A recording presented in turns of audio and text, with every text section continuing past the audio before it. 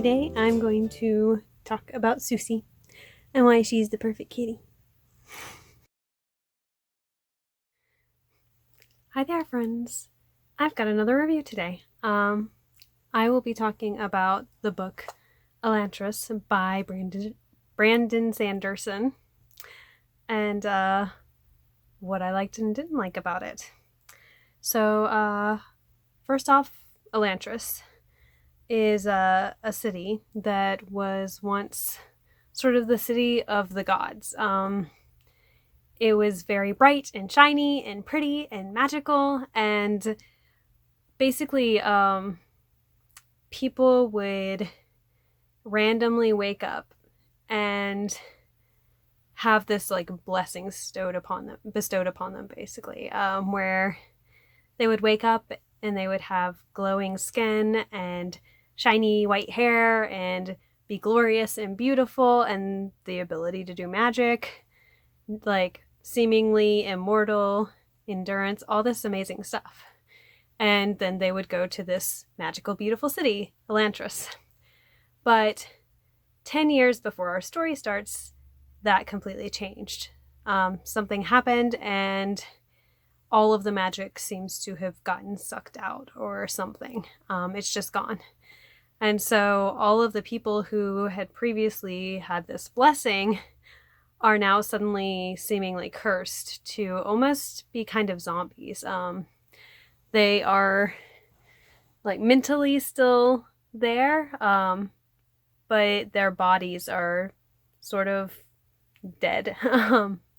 And the city itself has died as well. It's become kind of a crumbling mess. So yes, fast forward 10 years, and that's where our story begins.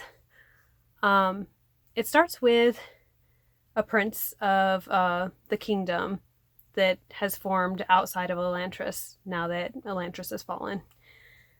And he wakes up and he has this curse now. He is banished to the city of Elantris, and he's basically, for all intents and purposes, he is a corpse, but with his brain still intact. And so we follow him, and then outside of Elantris, there is sort of a political struggle going on with a nation that's trying to take over. It's like a theocracy that's trying to take over the kingdom that Elantris was once in, and a princess who is trying to sort of save the kingdom. And so, yes, it's very fascinating because there's Elantris and then there's this sort of political thing going on the side. So yes, I as far as the plot goes, I found it very interesting. I especially found the Elantris stuff interesting because I was very curious as to why all the magic went away. It's been 10 years now. Why haven't they found out? They've had 10 years to try to figure this out, you know. And so that is part of the plot. Well, basically being in Elantris and how the people live and that sort of thing, and finding out more about how the city is now, as well as how it functioned back in the day of its prime. And that's sort of I guess it's sort of a subplot, but it's very significant to the story, so I really hesitate to call it a subplot. Honestly, both strains of plot are very interwoven and very important to this overarching story, so I hesitate to call either a subplot. So I'll just say the second plot is the one that takes place outside of the city. And that one, it has more sort of political intrigue to it. It has a lot of cleverness to it, a lot of sort of trickery and mystery. And so honestly, I loved both sides of it. The second plot, the political one, was a little bit slow for me to begin with. But once it got me hooked in, it got me hooked in. I think the last 100 pages of the book, I put it down once, and outside of that, I was just going through it. So the plot was pretty interesting, pretty fascinating to me. It was exciting, and it had a lot of satisfying conclusions for me. Second off was the world building. With the world building, at first I was a little bit skeptical because there are some countries and areas that seem to be almost carbon copies of places here on Earth, but as the story goes on and you learn more about the cultures and the religions in those places, you kind of see a little bit of a unique twist to all of them. For me, world building is so important. Lore, especially, is so important to me. I love learning about the religions, the mythologies, that sort of thing, of different cultures in fantasy worlds and in our own world.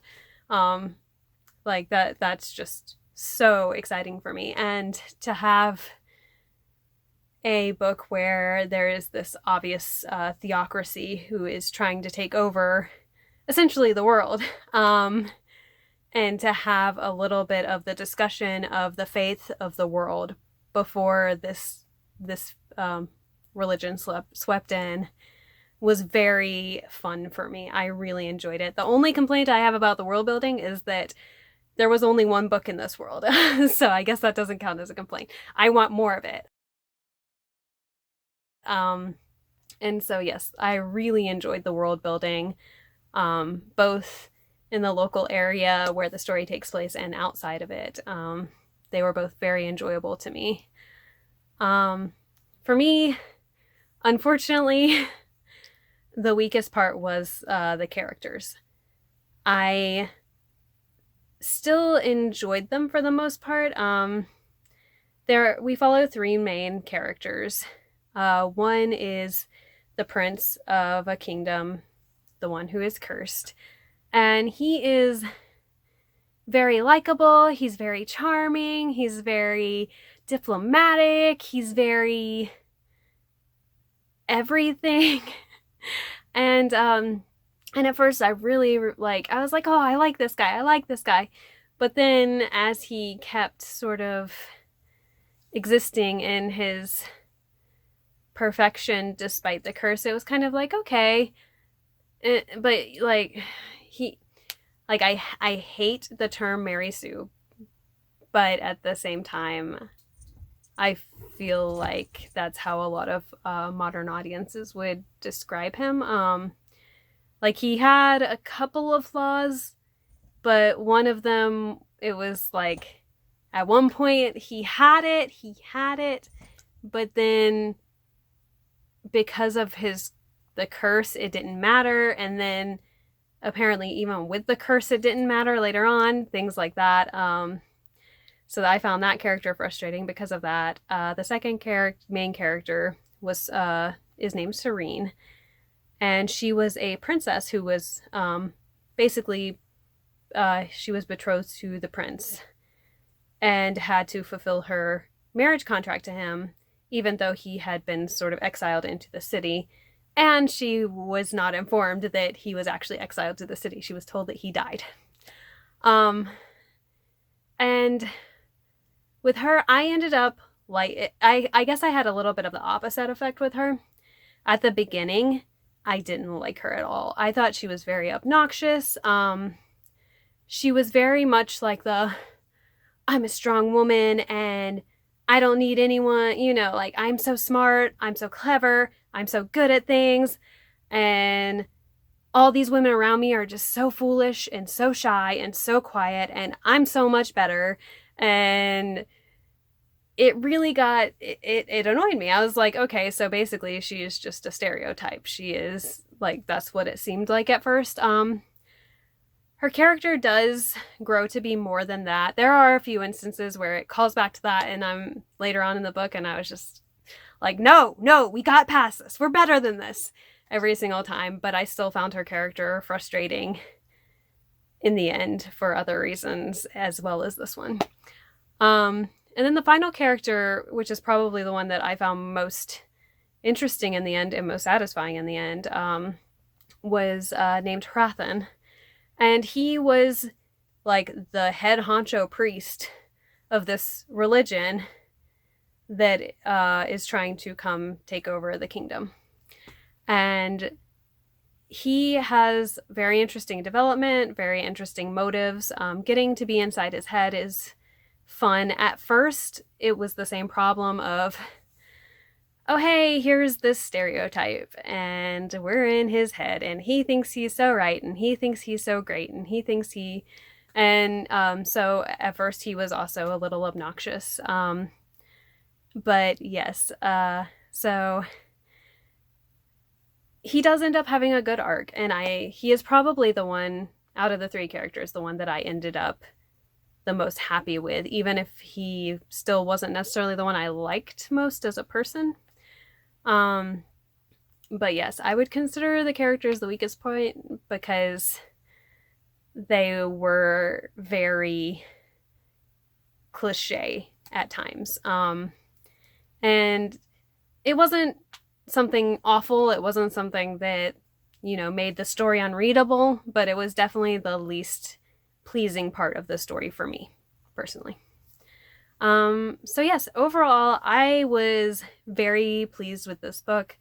I thought that it had a satisfying ending on many levels. And if Brandon came out and was like, actually, you know what, I think I'm gonna write a book 2 to this,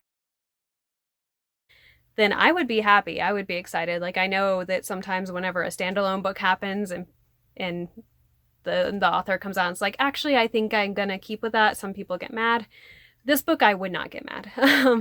I feel like this world has more to explore, and even though the story is complete in this one and it does work very well for a standalone, I think that there is potential for more story. But yes, so I really enjoyed this book. I recommend it to anyone who enjoys fantasy. Brandon Sanderson is just an amazing fantasy author from everything I've read by him so far.